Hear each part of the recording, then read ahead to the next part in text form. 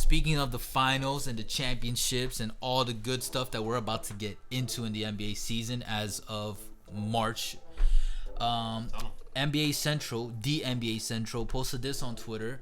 The general consensus, I know some people will put the Rockets and maybe some other teams in the top three, but the general consensus of the top three teams in the NBA league right now are Clippers, Lakers, and Bucks.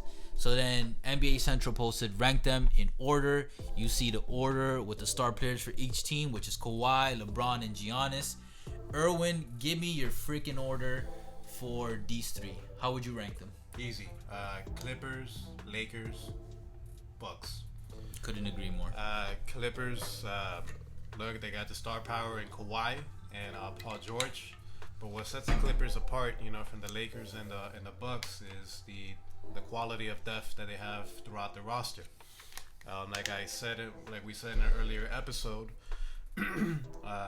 if the Clippers are the best team, the team to beat in the NBA, the Clippers are loaded. They have Lou Williams coming off the bench. They acquired Marcus Morris from the New York Knicks. They got Montez Harrell, pretty good piece. They got Shamat, with the 3-point. That's right. They're a pretty deep team compared to very deep. Yeah, very deep team compared to the other two teams. The Lakers, you could arguably say they have the better duel. Compared to the Clippers, they have Anthony Davis and they have LeBron James. But where the Clippers lack in the superstar duel, it's not even that far because Kawhi and Paul George are a very good duo.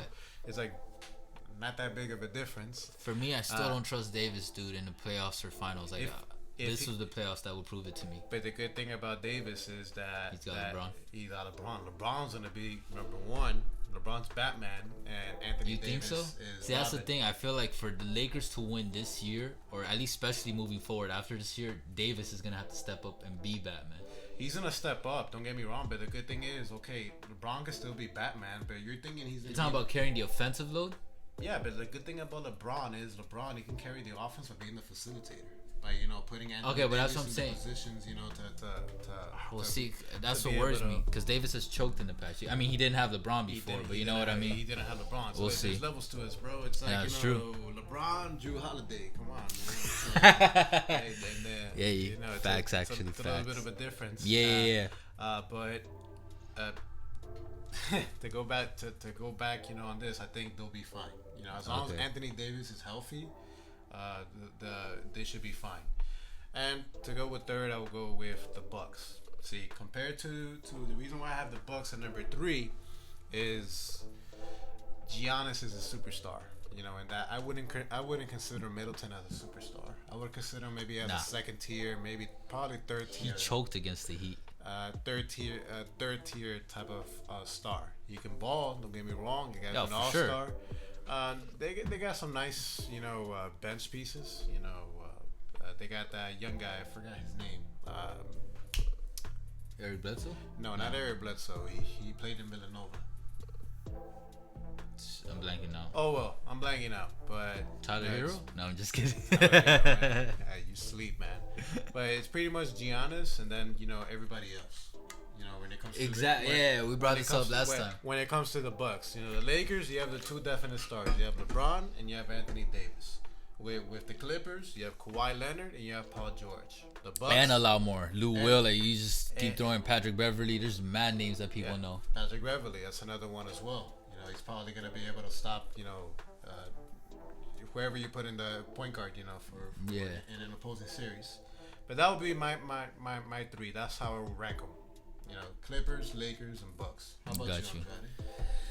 All right, this is something we definitely don't disagree on. I would rank them the same way, bro. Like, honestly, it just makes the most sense. Los Angeles Clippers, Los Angeles Lakers, then Milwaukee Bucks. I know some people would put the Lakers above the Clippers. I still wouldn't. I've repeated this. I just still think, I've said since the beginning, I think Clippers are gonna win it all this year. And I know very few, not very few, but a few people would put Milwaukee at the top of these 3. But the reason, so I'll start backwards. The reason I put Milwaukee Bucks last is because they've yet to prove themselves we saw the Bucks not necessarily choke, but kind of choke last season. So they haven't proven themselves yet in the playoffs. And it kind of reminds me of Toronto when they would keep choking. They would have this amazing regular season, and then every time they would run into LeBron, they just couldn't get past it. So I'm still waiting for the Bucks have to prove to me, and Giannis, I guess included, that they can get past that hump to get to the finals. You know what I mean? But you know what's helping out? What one advantage that the Bucks do have compared to the other two teams is that LeBron's not in the East. But you know the Bucks, they've been together longer than what the Clippers and the Lakers have. That's true. That chemistry is on point. Yeah. The Clippers and the Lakers, they got constructed mostly as they are right now. This offseason. Obviously, yes, the Lakers had LeBron last year, but they didn't have Anthony Davis. The Clippers had their core, but they didn't have Paul and Kawhi. Exactly. So those are new pieces, right there. The Bucks, they were I believe a 60-win team. Yeah. Last year, what they have, and they pretty much came back with the same team. So that could be good or bad. That could be good and bad. That they do have some veterans that can help them out, like George Hill. Yeah. You know, he's been, if I'm not mistaken, I think he's Brook a champion. Lopez. So that does help out, but I guess go back with your point. No, and the same way how the Bucks have proven themselves, I would also, looking at these three stars, easily just Kawhi and LeBron have already proven it, not once but multiple times, that not only can they make the finals, they can win a championship, and not only that, not even talking about the finals, that they can dominate in the playoffs. You know, Giannis has yet to proven that, like, consistently. Last year, he was having a dominant playoff run until he faced Kawhi. So, because of the Bucks' overall inexperience, especially compared to the other two teams, and not necessarily the two teams too, but also the two stars that are leading that team compared to Giannis, that's the main reason why I have him last. And also during the East, so a lot of their games are in the East and against East teams, which, you know, the West is still more competitive. Yep. So we'll see if, even if they win 70 games, if those 70 games are a true representation of the Bucks as a team. You know what I mean? Like in history. I mean, remember we talked about that, and they entered the All-Star break as a top 7 team with that record, and out of the top 7, 6 or 5, or they're the 7. So out of the top 6, 5 of them had won championships. The one that everybody knows that didn't end up winning was, of course, the Warriors in 2016. Yeah. So that's that. So that's why I would put them third. And I honestly don't think they deserve to be first. I can see why, especially the historical regular season they're having. But again, I've brought this up before. Regular season is just regular season. Unfortunately, in the NBA, the regular season isn't the best representation of, you know, the actual talent and spread of, you know, talent in the league. And then Lakers second because the Clippers have more depth. It's as simple as that. The Lakers have been making some more acquisitions, including like Dion Waiters, you know, along the way that is helping them, but still. And Dwight Howard is having a great season, so I think Dwight Howard is going to prove himself pretty valuable in the playoffs. I think he'll get more minutes as a center. They got McGee, they got Dwight Howard, they got Kuzma, even though he needs to step up. McGee, I still wouldn't fully trust, but at least he has championship experience. You know what? Danny Green, I do trust. He's not having the best season right now. Yeah, but I trust him for the playoffs. He can step up, come in the playoffs. Yeah. Playoff Rondo. Rondo for me still iffy. One underrated piece that a lot of people don't talk about. The only way this guy gets talked about is like in a trolling aspect is Alex Caruso. I like Caruso. I love Caruso. He's a nice rotation, but they got some pieces. He's overrated in terms of hype, but as a player, I don't think he's overrated. I think he's a good bench role player, and sometimes he can be very good. You know what I mean? I like him. And then for me also, the reason second, what I was telling you when you're talking about the Lakers, is Davis, man. Anthony Davis, I still don't trust him.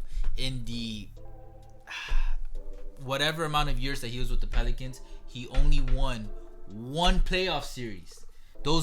That entire time. Think about that.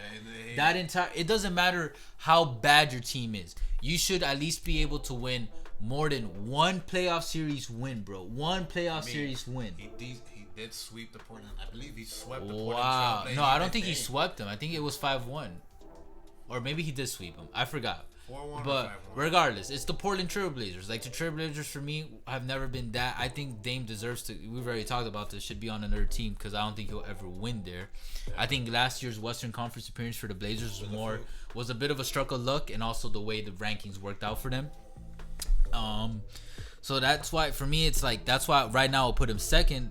I might see him as first as the playoffs come around, but for me it relies on how Davis performs. And LeBron, I trust LeBron. LeBron is gonna be LeBron. I mean, I told you the age I'm still kind of iffy on, but I trust LeBron. And then Clippers, I mean, like I said in the first segment, I put Kawhi. I think Kawhi is the most reliable star that I would have in an NBA Finals for now. He proved it last year. He's proven it in the Spurs before. And then the depth and the Clippers are the Clippers. And Paul George, I actually, for some reason, I believe in Paul George more than I do Davis in terms of relying on him in the playoffs. Because Paul George proved himself when he would go against the Heat. Remember those days? Man, Bro, they were comparing him to LeBron. And that's peak LeBron. No, but they were comparing him to LeBron, peak LeBron back then. And guess what? Paul is only, like 28, 29. Like, he's at a good age right now. Prime. Yeah, and I think him and Kawhi are really going to prove themselves as a duo come around the playoffs.